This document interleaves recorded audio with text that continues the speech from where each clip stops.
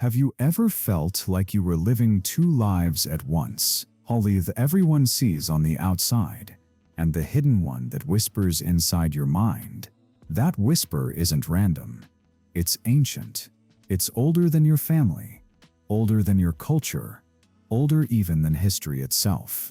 Carl Jung, the psychologist who looked deeper into the human mind than almost anyone else, believed that within every person are timeless forces. They aren't personalities you choose or habits you pick up. They're eternal patterns that shape how you think, how you love, and even how you self-destruct. And when it comes to the feminine psyche, Jung identified 4 powerful archetypes, 4 timeless blueprints that guide how feminine energy expresses itself in the world. Some nurture, some command, some inspire, some hold wisdom that transcends generations. But here's the catch. Each of these archetypes has a shadow, a darker twin that can twist love into control, power into tyranny, passion into destruction, and wisdom into manipulation. Most people never realize which archetype is pulling the strings in their life. They feel the push of instincts, desires, fears, without ever naming the force behind them. But once you see these archetypes clearly, you can't unsee them. You'll notice them in your family, in your relationships, in leaders, in celebrities, even in yourself. It's like having the hidden map to human behavior. And suddenly, everything starts making sense. Think about it. The nurturing mother who smothers her children so much they can't breathe. To the ambitious woman who builds an empire, but slowly becomes the tyrant she once hated. The radiant lover who lights up every room, but secretly manipulates the people who orbit her. Or the wise elder who teaches truths until knowledge curdles into bitterness and control. These aren't just random personality quirks, they're archetypes playing out their eternal script. And Jung didn't invent these archetypes out of thin air. He noticed them everywhere, in dreams, in myths, in religion, in art. The same stories repeating across centuries, in different forms, but with the same patterns. Greek goddesses, fairy tale queens, mystics, witches, muses, mothers, all variations of the same underlying blueprint. That's why he believed archetypes are not learned, but inherited. They live in what he called the collective unconscious, a shared psychic memory that every human is born with. You don't choose to have these archetypes inside you. They're already there. The only choice is whether you live them consciously or let them control you in the shadows. Now here's the unsettling truth. Archetypes aren't good or bad. They're energy. And energy always has 2 directions. When you embody the archetype consciously, it becomes a force for growth. But when you ignore it, repress it, or push it to extremes, it flips into its shadow. Jung called this process enantiodromia. When something pushed too far eventually turns into its opposite. A mother becomes devouring. A queen becomes tyrannical. A lover becomes a siren. A wise woman becomes a witch. The same energy that once gave life now suffocates it. And this is why understanding archetypes matters, because if you don't see the shadow, it will eventually consume you. If you don't recognize which archetype you're living from, you'll repeat the same unconscious script over and over, wondering why the same conflicts, the same heartbreaks, the same frustrations keep showing up in your life. So in this video, we're diving into the 4 feminine archetypes. Jung outlined the mother, the queen, the lover, and the wise woman. Each one has its light side and its shadow side. Each one reveals a piece of the feminine psyche that has shaped human history for thousands of years. But don't expect this to be a neat list of personality types. Archetypes aren't horoscopes. They're deeper, more raw, and much more dangerous. They're not about whether you like gardening or going to the gym. They're about the raw currents of energy that move through you. the energy that can nurture or destroy, inspire or mislead, teach or manipulate. And here's the question that should linger in your mind as we go through them. Which archetype is shaping your life right now? And more importantly, which shadow is quietly waiting to take over? Because the truth is, these archetypes don't disappear. They live inside you. They live inside all of us. The only choice you get is whether you feed their light or unleash their darkness. Carl Jung described archetypes as primordial images, patterns of behavior and meaning that live in the deepest part of the human mind. Unlike habits you learn or roles society assigns, archetypes are built in. They're like psychic DNA, guiding the way people think, feel, and act, even if they've never heard the word before.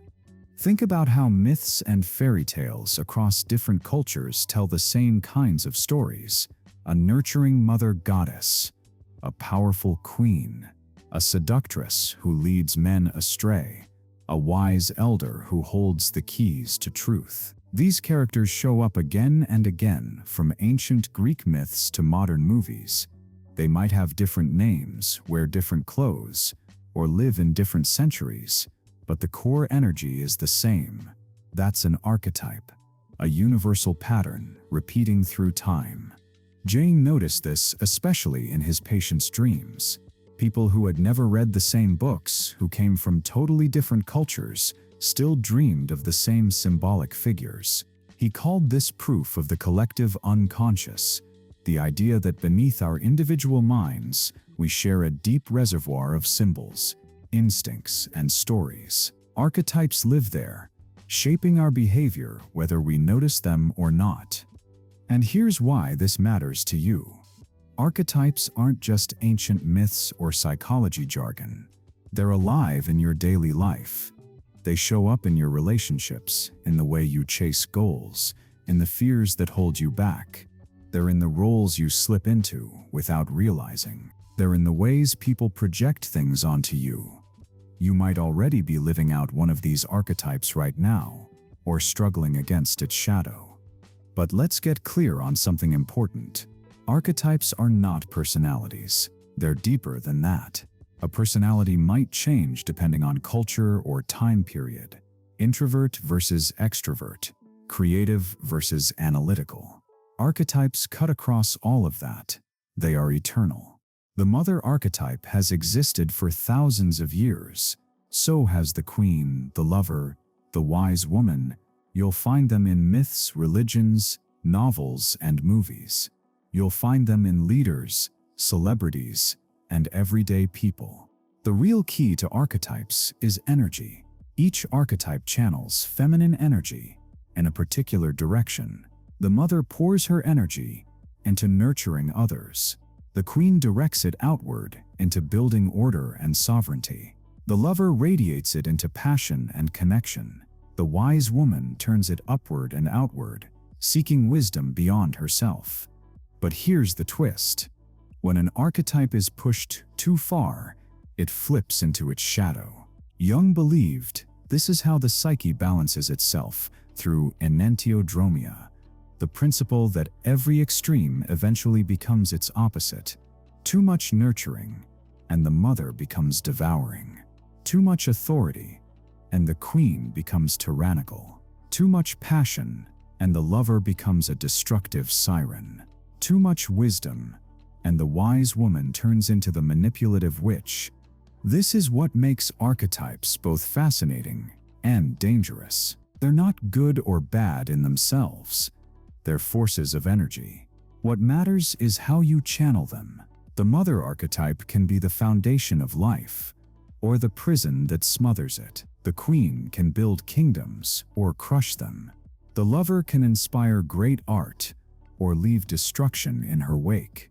The wise woman can guide generations or poison them with bitterness. If this feels abstract, think of it this way. Archetypes are the roles life tempts you into. They're the masks you wear, sometimes without realizing you put them on. They're why some people always seem to fall into the same kinds of relationships, or why certain public figures always end up embodying the same storylines. Archetypes explain why entire cultures repeat the same dramas over and over. And the shadows, they're the reason success can collapse into failure, or love into betrayal. The real challenge isn't deciding which archetype you are. You're not just one. Jung stressed that archetypes live inside all of us, and they emerge at different stages of life. In youth, one may dominate. In middle age, another takes over. Sometimes they clash. Sometimes they balance each other. What matters is recognizing them when they show up, because what you don't acknowledge will eventually control you. So as we go through each of the 4 feminine archetypes, keep 2 questions in mind. Which archetype feels most familiar to you right now? Which shadow might be influencing you without your awareness? Which shadow might be influencing you without your awareness? Because the truth is, ignoring an archetype doesn't make it disappear. Denying the shadow doesn't make it harmless. They're part of the psychic blueprint we're all born with. The only choice you get is whether you live them consciously or whether they live you. With that foundation laid, let's step into the first and perhaps the most instinctively powerful of Jung's feminine archetypes. The one that has shaped not only families, but entire civilizations. The archetype of creation, of nurturing, of foundation, the mother. If there's one archetype almost everyone can recognize instantly, it's the mother. From the moment we're born, this energy surrounds us. The mother archetype is the giver of life, the one who nurtures, protects, and provides. She's the fertile ground where growth begins, the foundation upon which everything else can stand.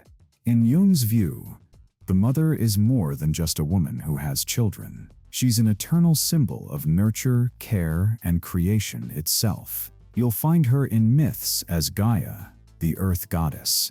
You'll see her in art as Madonna cradling her child. You'll feel her in everyday life as the person who makes a house feel like home, who gives warmth when the world feels cold.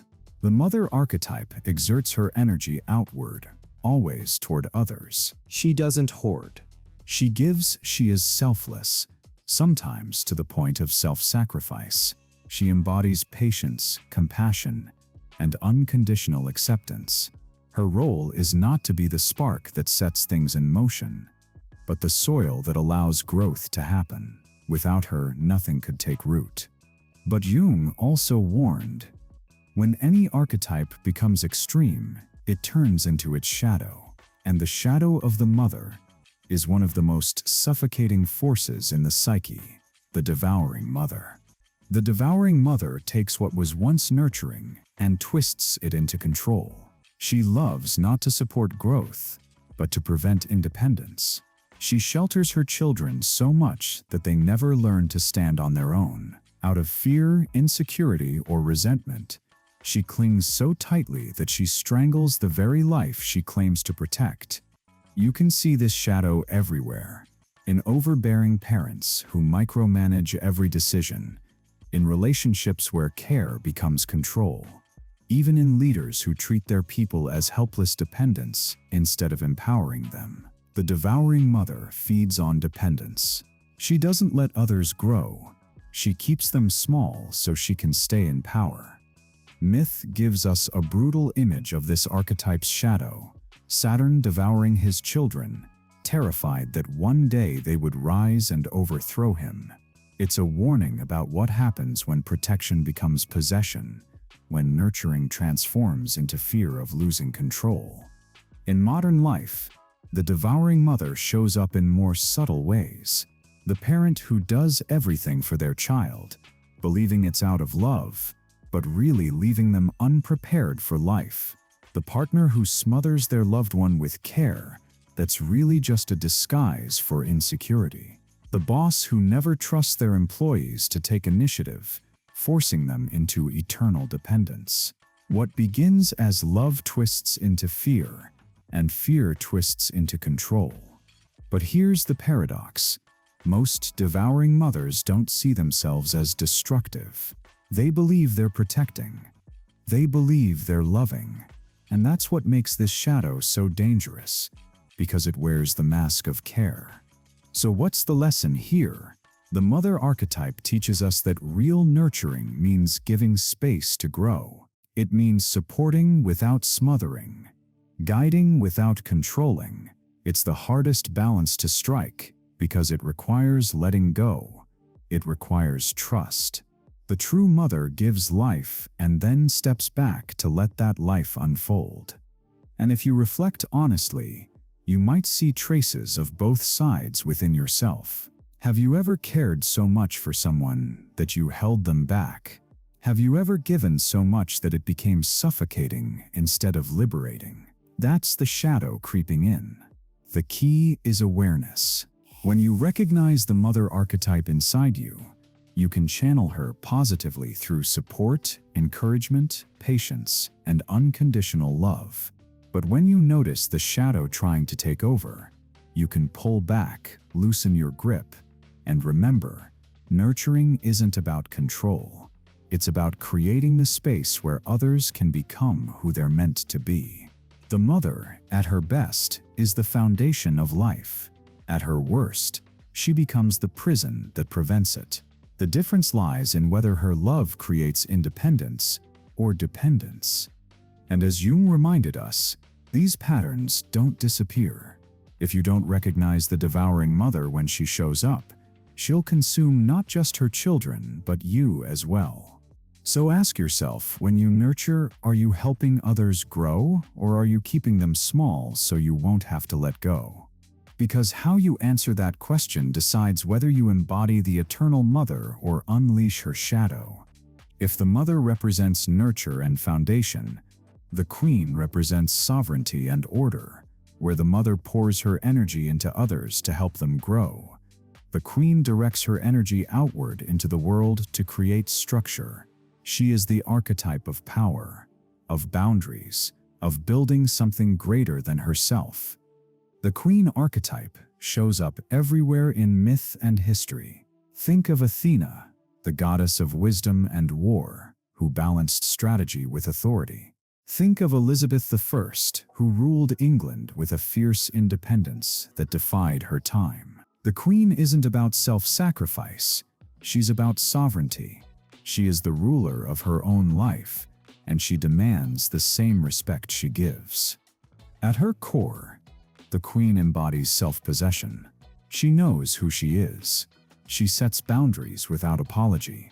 She leads with determination, not hesitation. Unlike the mother, who often thrives in the private sphere of nurturing, the queen thrives in the public sphere of achievement, management, and order. Jung connected this archetype to the need for individuality and sovereignty. The queen doesn't dissolve into others. She stands apart. Her power comes from her ability to direct, to manage, to create structure where there was once chaos. She takes the raw material of life and shapes it into something lasting.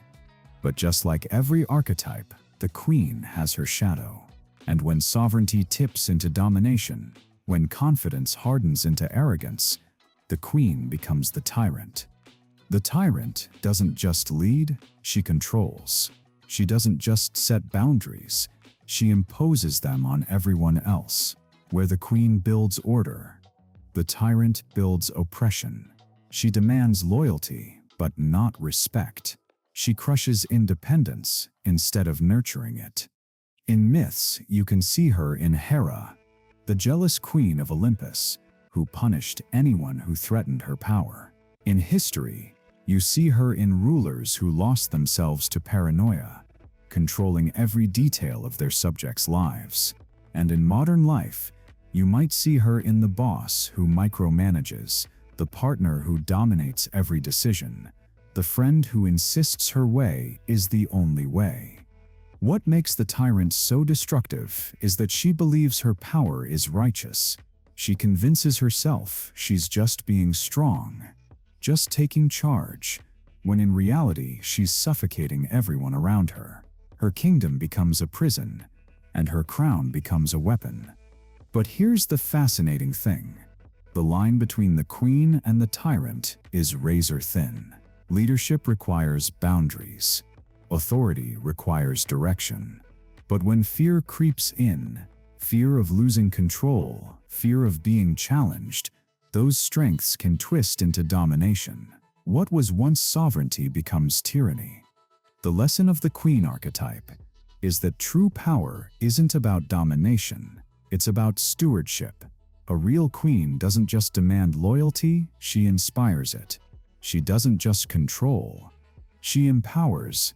Her strength lies not in keeping others small, but in ruling in a way that allows others to rise with her. And this is why the queen archetype is so important in modern life. In a world that often rewards competition, ego, and domination, the queen reminds us that real sovereignty doesn't come from crushing others. It comes from owning yourself fully, standing in your truth, and leading with both strength and integrity. So ask yourself when you take charge, which queen shows up? The sovereign who creates order and inspires others to rise, or the tyrant who suffocates everyone in her path? The difference lies in intent. The queen builds a kingdom to share. The tyrant builds a kingdom to trap. Both wear crowns, but only one leaves a legacy that endures. And when you look closely, you'll see this archetype everywhere. In the teacher who commands respect without raising her voice, in the activist who stands for justice without apology, in the leader who rules with wisdom, not fear, and also in the dictator, the abuser, the controller who disguises tyranny as strength. The queen and the tyrant are two sides of the same coin. Which one emerges depends on how you wield your power. And just like the mother archetype before her, the queen reminds us of Jung's timeless warning: everything, when pushed to its extreme, becomes its opposite. Sovereignty becomes tyranny. Strength becomes oppression. The very force that gives life can also take it away. So when you claim your throne, and whether you realize it or not, life will always invite you to sit on one. You must ask, will you wear the crown of sovereignty or the crown of control? Because one builds empires, the other burns them down. If the mother gives life and the queen rules life, then the lover is the archetype that makes life worth living. She embodies passion, intimacy, and inspiration, where the queen channels energy into order and sovereignty. The lover radiates energy outward through connection. She is not about hierarchy or management. She is about feeling, experience, and the spark that ignites both people and ideas. The lover archetype is magnetic. She doesn't just live life, she revels in it. She finds beauty in places others overlook. She embraces her sensuality, her emotions, and her desire without shame. And because she is so in tune with herself, she becomes a source of inspiration for others. History and art are filled with lovers who transformed the world through the power of their presence. Think of the muses who inspired poets, artists, and musicians to create works that still resonate centuries later. Picasso's Marie-Thérèse Walter, for example, embodied this archetype, her very existence sparking an entirely new era in his art. The lover doesn't just accompany creativity, she is the catalyst. Her passion, her freedom, her sheer embrace of life becomes fuel for those around her. But what truly defines the lover is not just passion, but acceptance. She accepts herself fully, her emotions, her body, her desires, and that acceptance radiates outward, creating a space where others feel safe to embrace themselves too. The lover says, "It's okay to feel, it's okay to want. It's okay to be alive in all your fullness." Yet, as with every archetype, the lover has a shadow. When passion turns into manipulation, when inspiration turns into seduction, the lover transforms into the siren. The siren is as old as myth itself, the mermaid who lured sailors to their deaths with irresistible songs. The shadow of the lover uses her allure not to inspire, but to deceive. She draws people in only to lead them astray. Instead of awakening life, she pulls it toward destruction. In modern life, the siren shows up in ways that are both subtle and devastating. The person who thrives on attention, but offers no real connection. The partner who manipulates through seduction, dangling affection as a weapon. The influencer who sells passion but delivers emptiness. On the surface, it's intoxicating, but underneath, it's hollow and dangerous. What makes the siren so powerful and so destructive is that she weaponizes the very gifts of the lover. She uses beauty, passion, and allure not as inspiration, but as bait. People follow, enchanted, only to find themselves shipwrecked. And here's the hardest truth: we all carry the siren within us. Anytime we use charm without honesty, anytime we draw people in without caring where we're leading them, we step into that shadow. It may not be as dramatic as shipwrecks on a black shore, but the emotional wreckage it leaves behind can be just as real. So what's the lesson of the lover? It's that passion is sacred, but fragile. When embodied with honesty, the lover can inspire entire movements, transform relationships, and create art that outlives generations. But when corrupted, that same energy can mislead, manipulate, and destroy. The difference lies in intent. The lover asks, are you radiating your passion to uplift, or are you using it to control? Are you inspiring, or are you deceiving? The lover archetype also reminds us of the power of presence. Unlike the queen, who builds kingdoms, or the mother, who provides foundation, the lover teaches us to live in the moment, to savor the beauty, the intimacy, the fire of being alive right now. She whispers that love and passion are not luxuries, they are the heartbeat of existence. But she also warns, unchecked passion, without responsibility, can consume. Fire can warm and inspire, but fire can also burn everything down. That is why the lover and the siren are inseparable, two faces of the same flame. So as you think about your own life, ask yourself, where does the lover live in you? Do you inspire others with your authenticity, your passion, your freedom? Or do you see hints of the siren, drawing people in without direction, leading them toward wreckage instead of growth? The lover's greatest gift is her ability to awaken the divine spark in others. Her greatest danger is the temptation to play with that spark until it burns out. And that is the eternal lesson of this archetype. Passion is power. How you wield it determines whether you become a source of inspiration or a source of destruction. If the lover embodies the fire of passion, then the wise woman is the cool flame of wisdom. She is the archetype that emerges when the noise of ambition, nurture, and desire has quieted, leaving behind clarity, depth, and truth. The wise woman is not about control or seduction. She is about seeing beyond the personal, beyond the immediate, beyond even the earthly. In myths, she appears as the crone, the priestess, the oracle, the mystic. She is Sophia in Gnostic Christianity, the divine feminine wisdom that birthed the universe. She is Kali in Hindu tradition, both destroyer and liberator. She is the hermit on the mountaintop, the teacher who speaks in riddles, the elder whose eyes see more than words can capture.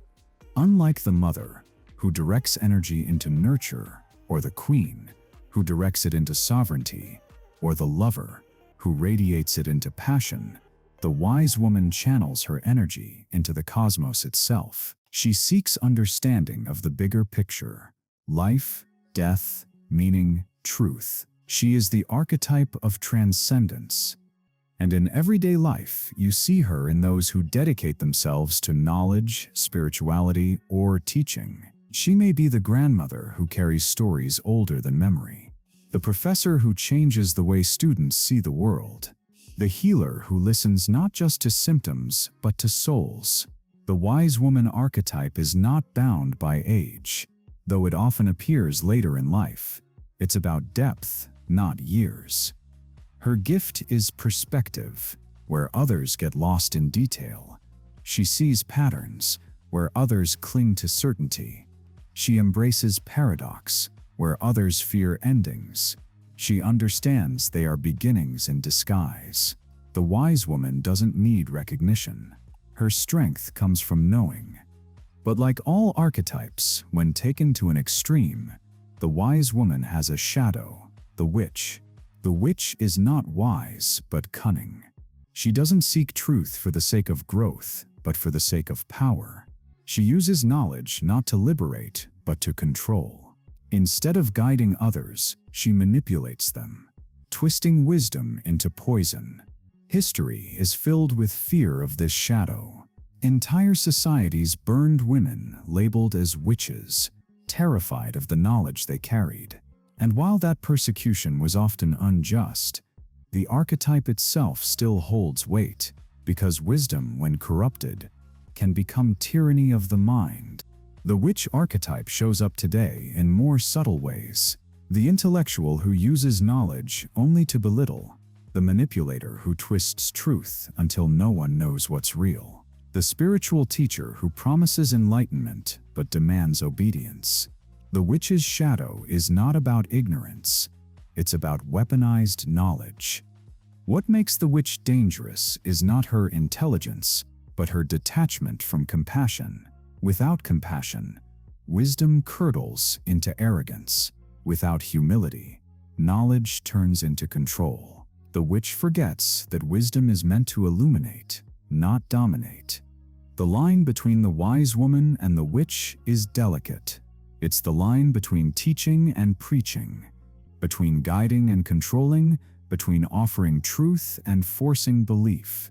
And it's a line every seeker of knowledge must walk carefully, because the more you know, the easier it is to deceive yourself into thinking you know everything. But when the wise woman is embodied consciously, she becomes a beacon. She teaches without demanding. She questions without destroying.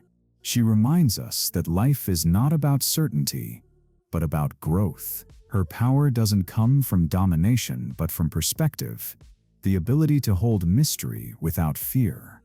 The wise woman archetype also carries a powerful reminder. Death and decay are not the end. They are part of the cycle. She teaches us to see endings as transformations. In this sense, she is both feared and revered. Because to look at her is to confront the reality that everything passes: youth, beauty, power, even life itself. But she also shows us that what remains is wisdom, the one treasure that cannot be taken. So what does this mean for you? It means that within you is a wise woman waiting to be heard. She's the voice that tells you the hard truth when you'd rather believe a comfortable lie. She's the part of you that finds calm in chaos, that sees meaning where others see only randomness. She's the intuition you dismiss until it proves itself right again and again. But alongside her, the witch also waits, and she appears whenever knowledge is used without heart, whenever truth becomes a weapon instead of a gift, whenever wisdom is twisted into manipulation. The question is not whether you carry the wise woman or the witch, you carry both. The question is which one you choose to feed. Because wisdom can heal, but if misused, it can destroy. And that is the eternal lesson of this archetype. Knowledge is power, but only compassion makes it wisdom. By now, you've seen the light and shadow of each archetype. The mother who nurtures or devours, the queen who rules or tyrannizes, the lover who inspires or misleads, the wise woman who enlightens or manipulates. What Jung wanted us to understand is that archetypes are not boxes we live in. They're forces we move through. They are patterns of energy, and like all energy, they shift, clash, and transform. No one is just one archetype forever. Throughout life, different ones take the lead. Sometimes they balance each other. Other times, they collide. This is where one of Jung's most haunting ideas comes in: enantiodromia. It means that everything, when pushed to its extreme, becomes its opposite. Love turns into control. Power turns into tyranny. Passion turns into destruction. Wisdom turns into manipulation. The light of every archetype, if unbalanced, eventually flips into its shadow. That's why awareness matters. Because you don't get to choose whether these archetypes live in you. They're already there. What you can choose is whether you recognize them or let them run wild in the dark. Think about how often you've seen this play out in real life. The parent who smothers out of love. The leader who becomes the dictator they once fought against. The passionate artist who loses themselves in excess. The wise elder who grows bitter instead of kind. These aren't random failures of character. They are archetypes flipping into shadow. And if we're honest, it's not just other people, it's us too. Every one of us has fed the wrong wolf at times. Every one of us has let love turn to control, or strength to domination, or passion to manipulation, or knowledge to arrogance. The archetypes don't disappear just because we ignore them. In fact, that's when they're most dangerous, when we pretend they're not there. So how do you keep the archetypes in balance? Jung believed the answer was integration, not denying the shadows, but recognizing them, not suppressing the opposite, but accepting it. Because when you acknowledge the shadow, you strip it of its power to control you.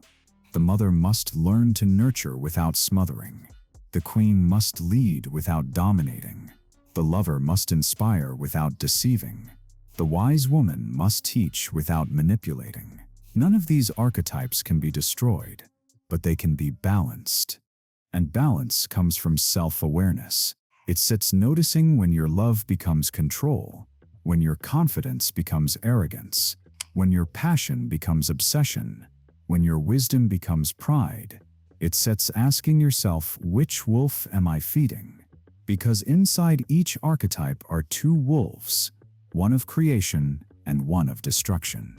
Jung's warning was simple but profound. The outcome of your life depends on which one you feed. The beauty of these archetypes is that they are timeless.